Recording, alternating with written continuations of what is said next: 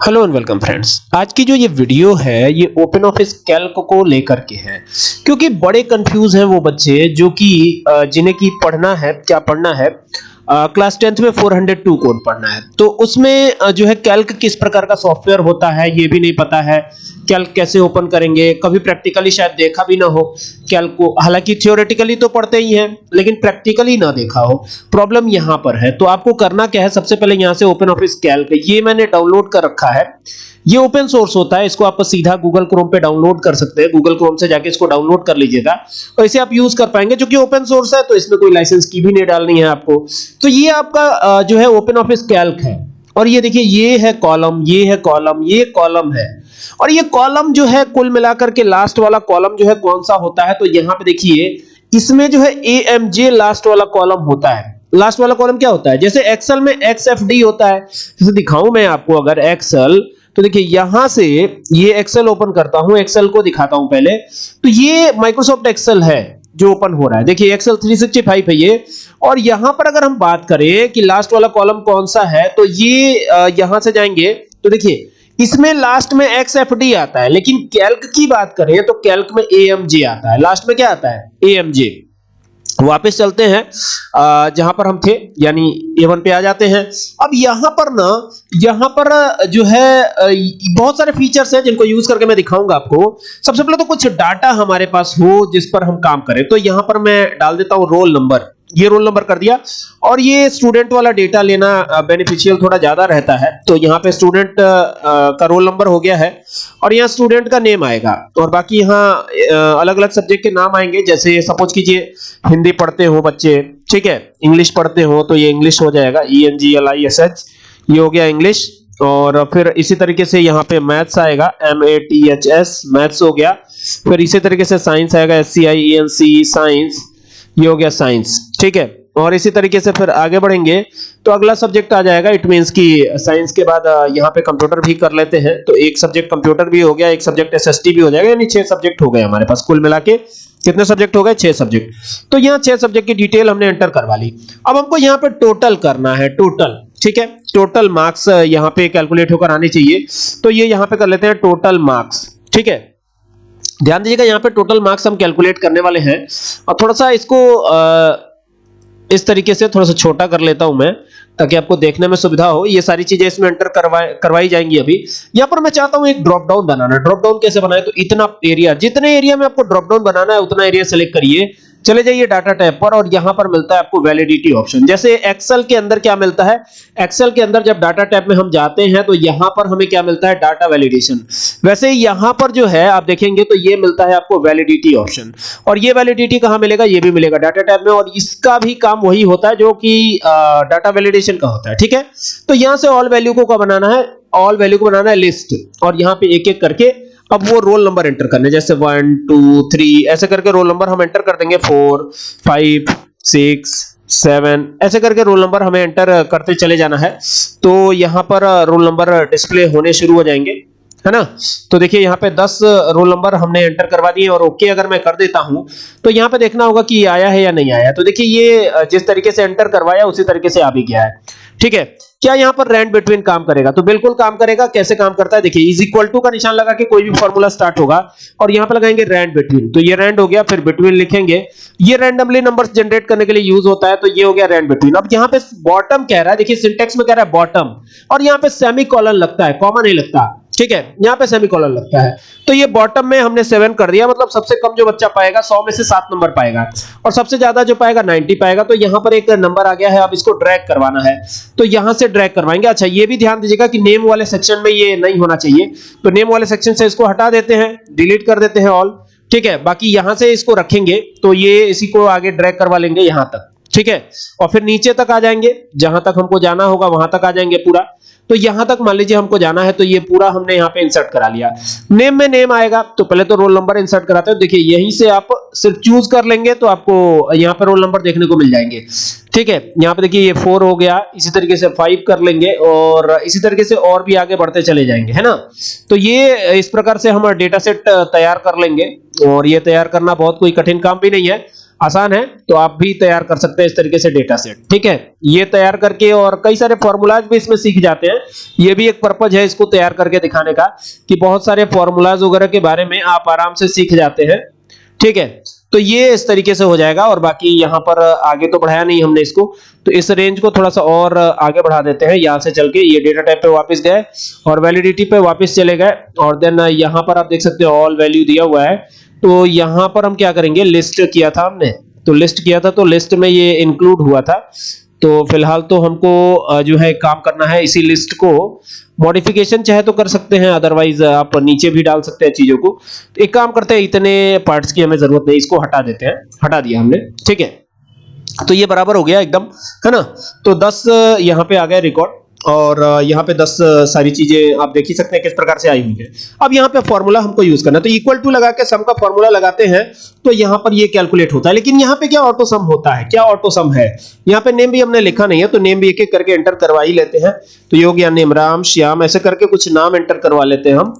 ठीक है, मोनू सोनू, मोनू सोनू, सौम्या, सचिन, सुमित, अमित, राजेश, दुर्गेश, ऐसे नाम कुछ हमने एंटर करवा लिए समझने के लिए, है ना। तो ये एंटर हो गए नाम। अब यहाँ पे टोटल मार्क्स हमको लेके आना है, लेकिन with the help of auto some function. Auto some function इसमें कहाँ होता है, ये एक समस्या वाली बात है। तो कोई समस्या वाली बात नहीं है, जहां पर चाहिए वहां तक आप सेलेक्ट कर लीजिए। एक एक्स्ट्रा सेल जरूर सेलेक्ट कर लीजिएगा, और एक्स्ट्रा सेल को सेलेक्ट करने के बाद आपको क्या करना है, यहाँ पे सिंपली देखिएगा, ये यहाँ पे आप देख सकते हैं, यहाँ पे ऑटो सम फिलहाल तो कहीं नजर नहीं आ रहा है, तो फिर ऑटो सम करेंगे कैसे। तो ये देखिए, यहाँ पे जाएंगे तो ये ऑटोमेटिक ऑटो सम करके दे देगा, ये देख रहे हैं सिग्मा वाला ऑप्शन। तो ये देखिए ऑटो सम हो चुका है। अब इसी तरीके से एवरेज कर लेते हैं, AVERAGE एवरेज हो जाएगा। तो यहाँ से एवरेज भी हम कैलकुलेट कर पाएंगे। अब देखिए इक्वल टू लगा के करके दिखाता हूँ, इक्वल टू एवरेज के लिए एवरेज फंक्शन। ठीक है, एक बार तो ऑटो सम कर दिया हमने, दूसरी बार अच्छा यहाँ पे टैब काम नहीं करेगा, ये ध्यान रखिएगा। ठीक है, तो ये SST तक का पूरा सेलेक्ट करेंगे हिस्सा, और ये आपको पता ही है ये रिलेटिव सेल एड्रेस है। ठीक है, क्योंकि इसमें कहीं भी डॉलर नहीं लगा हुआ है, दैट्स व्हाई ये रिलेटिव सेल एड्रेस है। तो यहाँ पे ये आ गया, और यहाँ पे देख सकते हैं इस तरीके से हो जाएगा। अब इसको पूरा सेलेक्ट कर लेना है आपको। कैसे सेलेक्ट करेंगे, यहाँ से यहाँ तक इस तरीके से सेलेक्ट करेंगे, और देखिए यहाँ से आप बॉर्डर चाहे तो लगा सकते हैं, तो ये ऑल बॉर्डर कर देंगे, तो ये इस प्रकार से शो हो जाएगा, देख सकते हैं ना। तो बहुत ही बेहतरीन तरीका, बहुत ही आसान है ना। इस तरीके से आप कर सकते हैं। इसमें आप जैसे आप एक्सेल में लगाते हैं चीजों को, फॉर्मूलाज वगैरह लगाते हैं, जो भी लगाते हैं, तो यहां पर भी लगा सकते हैं। ठीक है, सिनेरियो का एक ऑप्शन था, सिनेरियो भी बताऊंगा, पहले इसको हम लोग देख लेते हैं। ठीक है, जैसे हमको यहाँ पे यूज करना है VLOOKUP, तो VLOOKUP कैसे यूज करेंगे, तो VLOOKUP यूज करना बड़ा आसान है। देखिए यहाँ पर एक चीज तो हमें चाहिए होगी जिसके बेस पे हमें नंबर चाहिए, तो VLOOKUP चूंकि लेफ्ट साइड से हमेशा वर्क करता है, तो ये हमने कर लिया। और यहाँ पर ना हम एक और ड्रॉप डाउन बनवाते हैं, तो कैसे बनवाएंगे, यहाँ से जाएंगे वैलिडिटी पे जाएंगे, और वैलिडिटी पे जाके ये जो ऑल वैल्यू है इसको बनाएंगे क्या, सेल रेंज, सेल रेंज बनाएंगे, और यहाँ पे वो रेंज सेलेक्ट कर लेंगे जिस रेंज की हमें जरूरत है। तो ये वो रेंज है जिसकी हमें जरूरत है, एंटर कर देंगे तो ये आ जाएगा। अब ये आ गया। अब यहाँ पर ना हमें टोटल मार्क्स या एवरेज मार्क्स चाहिए, जो भी यहाँ पे जरूरत है हमें, तो यहाँ पे एवरेज पे जाएंगे और यहाँ से इसको कॉपी करेंगे, देन यहाँ पे पेस्ट कर देंगे, तो ये पेस्ट हो गया। तो एवरेज मार्क्स चाहिए तो एवरेज लेके आ सकते हैं, टोटल मार्क्स चाहिए तो टोटल लेके आ सकते हैं। अगर एवरेज नहीं चाहिए तो यहाँ पे टोटल भी कर सकते हैं, आप आपकी जो मर्जी वहां पे लेके आ सकते हैं। ठीक है, तो कैसे लेके आएंगे, देखिए यहाँ पर ना दो फंक्शंस का कॉम्बिनेशन यूज करेंगे, क्योंकि यहाँ पे ऑलरेडी ड्रॉप डाउन दिया गया है। तो यहाँ पे देखिए मैं यहाँ पे यूज करूंगा VLOOKUP यूज कर लिया, VLOOKUP ये कर लिया, VLOOKUP ब्रैकेट ओपन कर लिया हमने, और यहाँ पे इसको सेलेक्ट करेंगे, और सेलेक्ट करके क्या करेंगे, यहाँ पे सेमीकोलन प्रेस करना है। सेमीकोलन प्रेस करने के बाद यहाँ पे अरे पूछ रहा है, तो अरे कौन सा है हमारा, तो हेडिंग ऑलरेडी लिया हुआ है, तो ये हमारी अरे बन जाएगी। ठीक है, और यहाँ पर ना F4 दबाने से ये फ्रीज नहीं होगा। देखिए F4 दबाने से ये फ्रीज नहीं हो रहा है, और यहाँ पर ये एक और विंडो खुल जा रही है, तो हमें यहाँ पे F4 तो प्रेस नहीं करना है। ठीक है, देखिए यहाँ पे एरर भी जनरेट कर दिया इसने।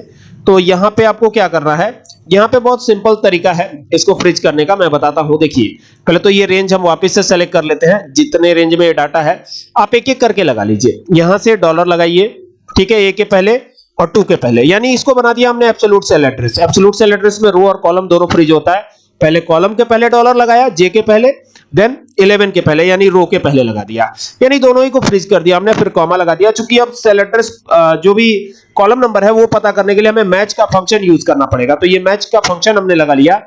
और अब यहां पे कह रहा है ना कि हमें ढूंढना किसको है, तो हमें टोटल मार्क्स को ढूंढना है, फिर लगा देंगे कॉमा। टोटल मार्क्स कहां मिलेगा, यहीं कहीं ऊपर रेंज में टोटल मार्क्स मिलेगा, ठीक है।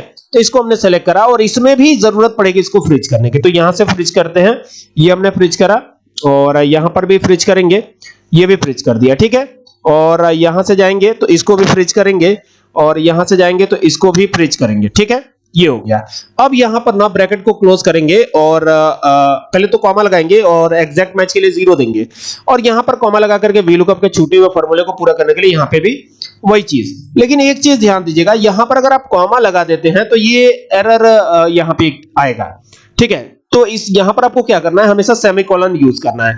जैसे ये जोहो स्प्रेडशीट तो है नहीं, ठीक है, ये पुरानी स्प्रेडशीट है, तो इसमें जो है कॉमा एक्सेप्टेबल नहीं है। वहां पर कॉमा होता था तो वो ऑटोमेटिक सेमीकोलन में कन्वर्ट कर लेता था, लेकिन यहां पर ये कन्वर्ट नहीं करेगा, तो ये प्रॉब्लम हमेशा बनी रहेगी। तो इस वजह से यहां पे सेमीकोलन लगा दीजिएगा और जैसे ही सेमीकोलन लगाया तो देखिए यहां पे हैश एनए एरर आ गया। एनए का मतलब होता है नॉट एप्लीकेबल, हमने यहां से कुछ सेलेक्ट ही नहीं किया। तो रोल नंबर 10 का टोटल मार्क्स कितना है, 260 है। चलिए देखते हैं 260 है कि नहीं।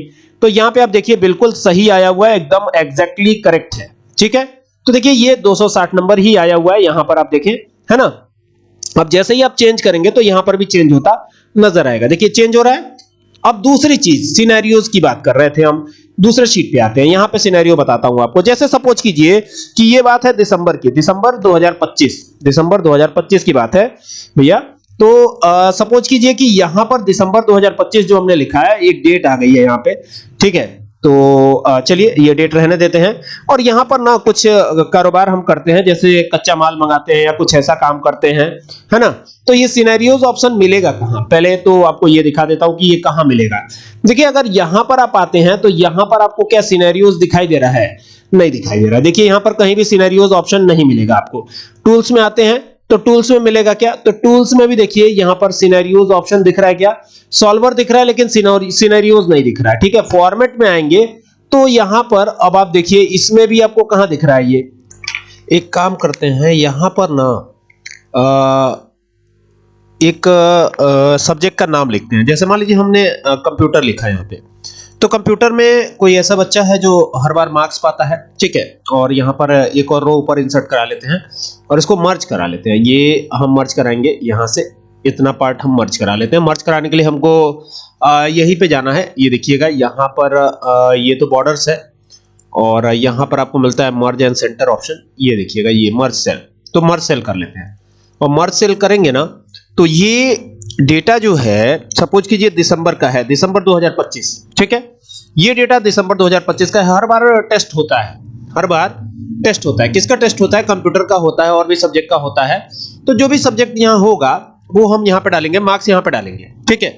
तो एक काम करते हैं, यहां पे मार्क्स डालते हैं। तो आउट ऑफ 100 34 मिला किसी बच्चे को। अब वो बच्चा कोई भी हो सकता है, ठीक है। इंग्लिश में कितना मिला, इंग्लिश, तो ये लिख दिया हमने इंग्लिश। तो इंग्लिश में उसे मिला 45, ठीक है, आउट ऑफ 100। इसी तरह से मैथ्स में कितना मिला, तो ये हमने मैथ्स ले लिया और मैथ्स में जो भी मिला मार्क्स, तो मैथ्स में और कम हो गए, 32 मार्क्स मिले। अब यहां पे हम करेंगे टोटल, TOTAL, टोटल किया हमने और टोटल कितना हुआ, तो टोटल के लिए इज इक्वल टू सम लगाएंगे, ब्रैकेट ओपन करेंगे और यहां से इन तीनों को सेलेक्ट करेंगे तो ये ऐड करके हमको दे देगा, ठीक है। और इसी पे क्लिक रखेंगे, डेटा टैब पे जाएंगे, बल्कि टूल्स पे जाएंगे और टूल्स पे जैसे ही जाते हैं तो यहां पर सिनेरियोज ऑप्शन मिलता है आपको, ठीक है। तो अभी क्या करना है ना, इसको हम हटाते हैं, ठीक है, इसको हम हटाते हैं और यहां पर इसको सेलेक्ट कर लेते हैं। इतना पार्ट हम सेलेक्ट करेंगे और सेलेक्ट करके सीधे टूल्स मेन्यू पे जाएंगे और यहां से सिनेरियोज पे जाएंगे। जैसे सिनेरियोज पे जाते हैं तो ये सपोज कीजिए कि दिसंबर का डाटा है, तो DEC लिखा हमने और यहां पर सीधा एंटर कर दिया, ठीक है। एंटर किया तो यहां पर आप देख सकते हैं ये सिनेरियो बन के आ गया। अभी इसमें हुआ क्या, ये तो समझ ही नहीं आ रहा है।